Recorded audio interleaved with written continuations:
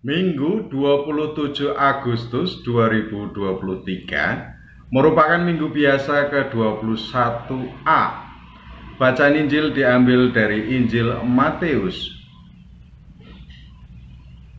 Setelah Yesus tiba di daerah Kaisarea Filipi, ia bertanya kepada murid-muridnya, "Kata orang, siapakah Anak Manusia itu?"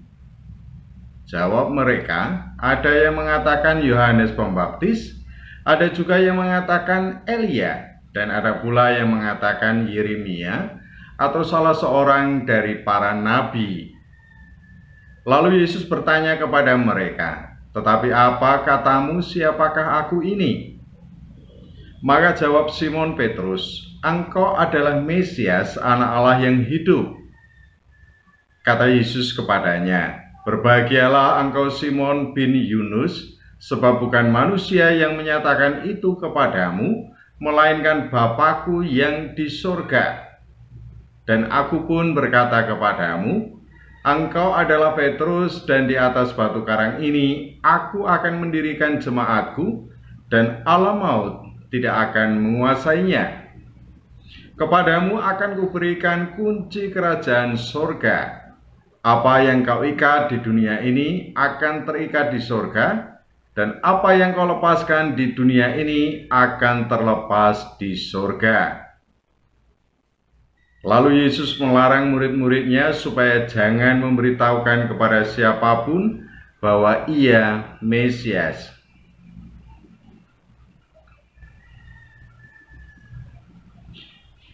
Kehadiran orang baru tentu akan mendapat apresiasi dari orang-orang di sekitarnya. Orang ingin tahu dan mengenal siapakah orang baru itu. Ada yang ingin tahu nama dan berasal dari mana. Ada yang menanyakan pekerjaannya. Ada pula yang menanyakan status pribadi, apakah sudah punya pacar atau sudah menikah. Dalam pergaulan selanjutnya, orang mengenal perilaku, tabiat, atau watak orang tersebut. Kehadiran Yesus di Kaisarea Filipi tentulah bukan sekadar kehadiran benar-benar orang baru. Orang-orang sudah mendengar kabar tentang Yesus.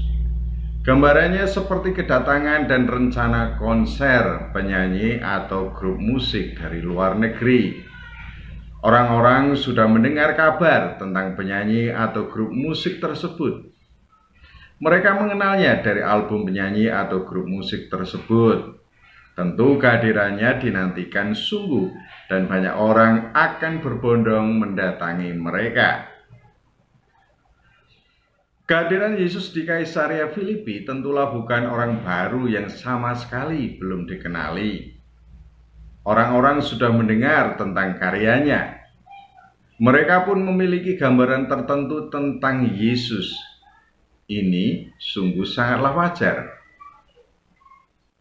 Sangatlah wajar pula bahwa Yesus mendengar kasak kusuk banyak orang tentang dirinya.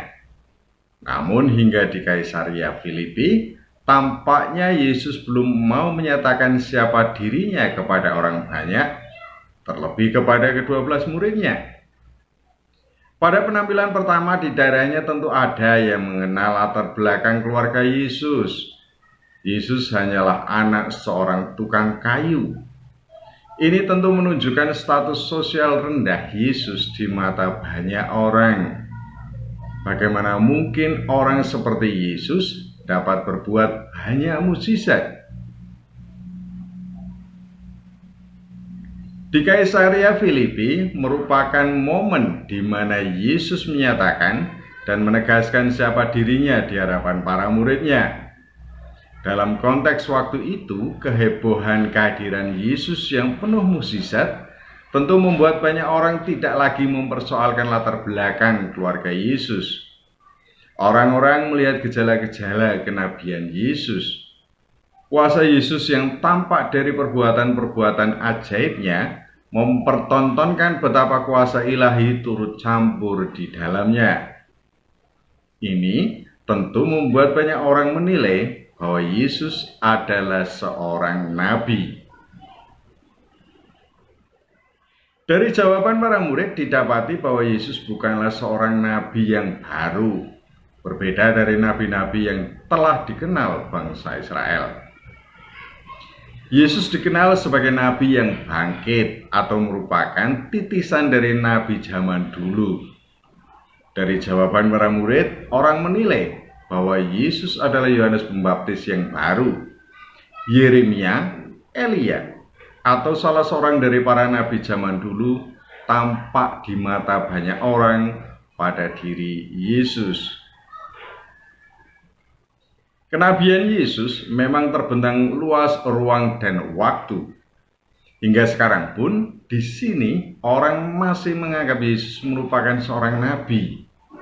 Ini memang berbeda dari anggapan orang pada waktu Yesus dan para muridnya berkeliling. Namun demikian, kenabian Yesus yang mengungkapkan hubungan istimewa seorang anak manusia dengan yang ilahi sungguh diakui. Kuasa Yesus merupakan kuasa ilahi. Tampaknya Yesus menggiring para muridnya untuk mengenal siapa dirinya yang sebenarnya. Apakah mereka seperti orang banyak yang mengenal Yesus sebagaimana gambaran nabi yang telah ada, ataukah lebih daripada seorang nabi? Yesus memulai dengan bertanya bagaimana pandangan banyak orang terhadap dirinya. Dari sini, Yesus langsung masuk ke dalam pribadi masing-masing muridnya. Menurut Simon sendiri, siapakah Yesus itu?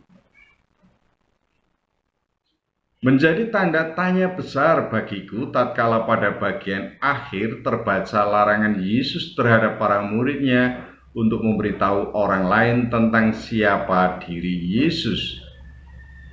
Mengikuti tradisi penafsiran, aku akan pasti mengatakan bahwa belum saatnya orang banyak mengetahui bahwa Yesuslah Mesias.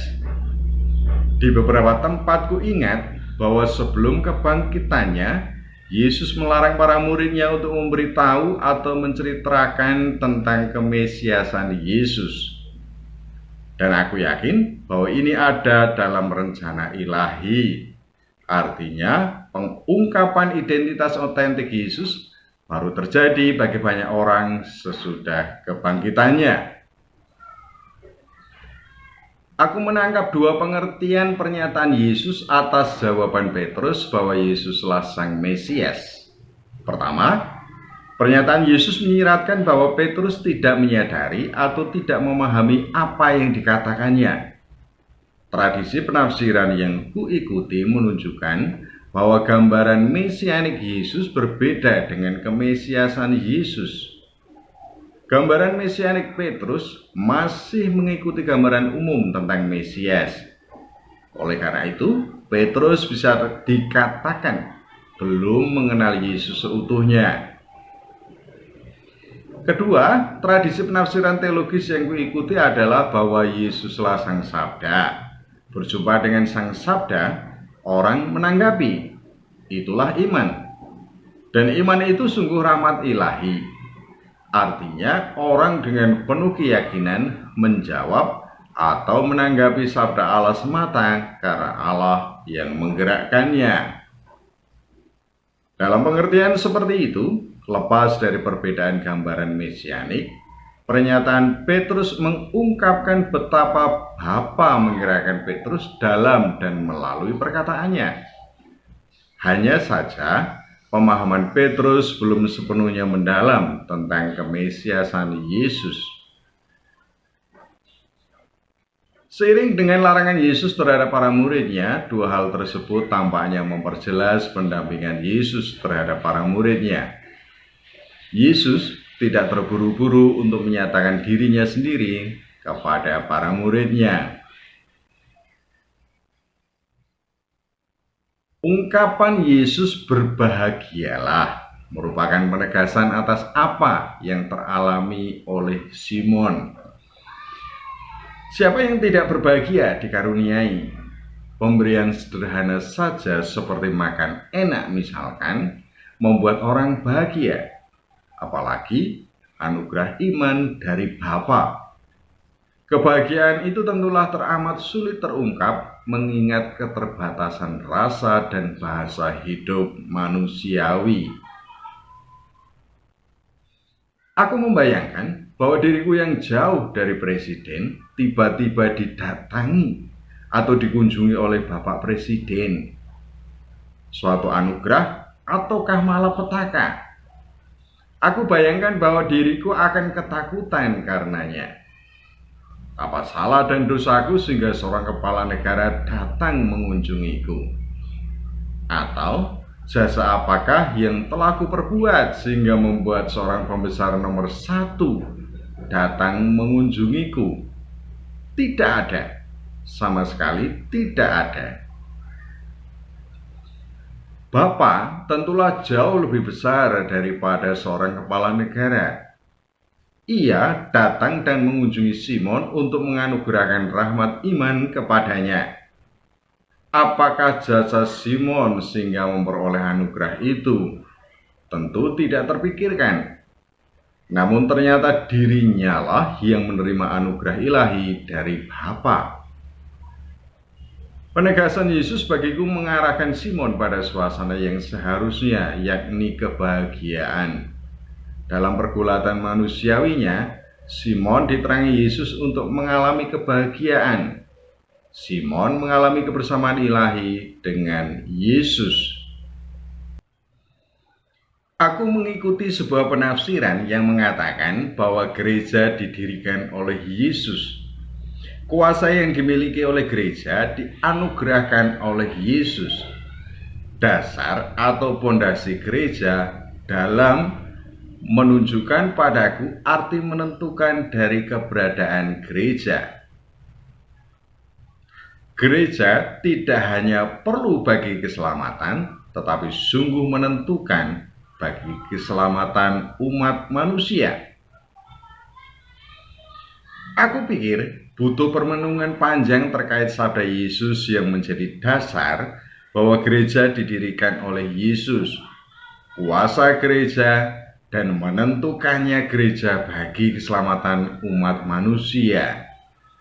Meski demikian, aku pikir pula lebih mudah bagiku yang memiliki kesederhanaan berpikir untuk mengatakan, sekurang-kurangnya pada diriku sendiri, bahwa rekrutmen murid Yesus itu sudah terencana.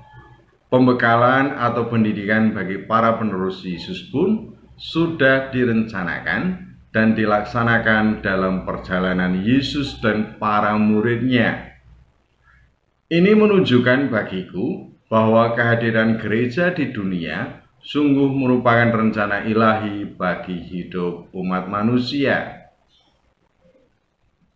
Sebagaimana kuasa kunci kerajaan surga dan pengampunan, aku pikir bahwa kehadiran gereja seharusnya memancarkan kehadiran kerajaan surga. Meski tidak dan atau belum sempurna, kehadiran gereja menentukan bagi keselamatan umat manusia.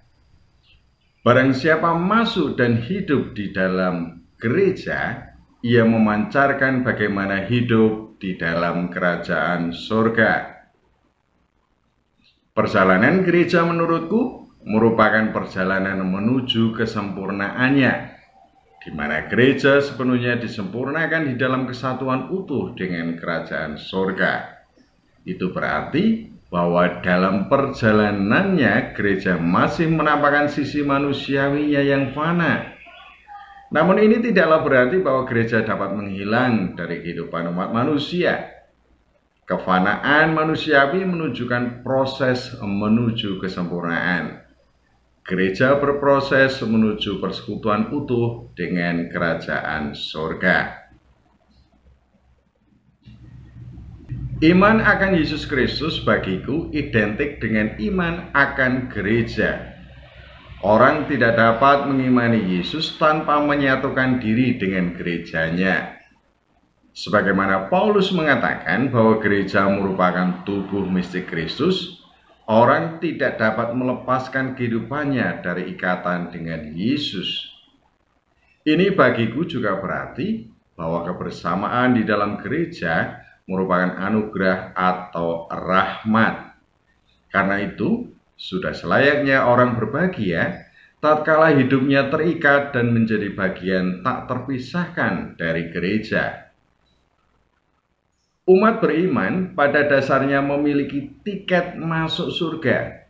Namun tiket itu seharusnya sungguh digunakan, bukan diabaikan apalagi dibuang.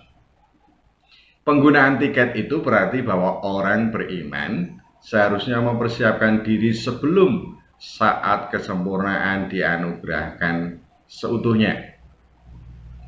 Masa persiapan menunjukkan padaku kebersamaan proses di dalam dan melalui gereja. Tidak ada seorang beriman pun yang sendirian tanpa persekutuan gerejani. Masa persiapan itu dengan sendirinya sudah memancarkan kehadiran kerajaan surga. Gambarannya seperti orang bersiap diri untuk nonton film di sebuah bioskop. Ia sudah mengantongi tiket masuk bioskop.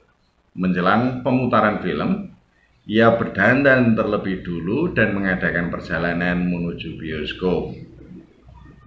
Dari pembelian tiket, berdandan, dan hingga perjalanan sampai gedung bioskop, orang tersebut memancarkan bagaimana ia seorang penonton film di gedung bioskop tertentu. Semoga persekutuan umat beriman semakin memancarkan kerajaan surga di dunia ini. Amin.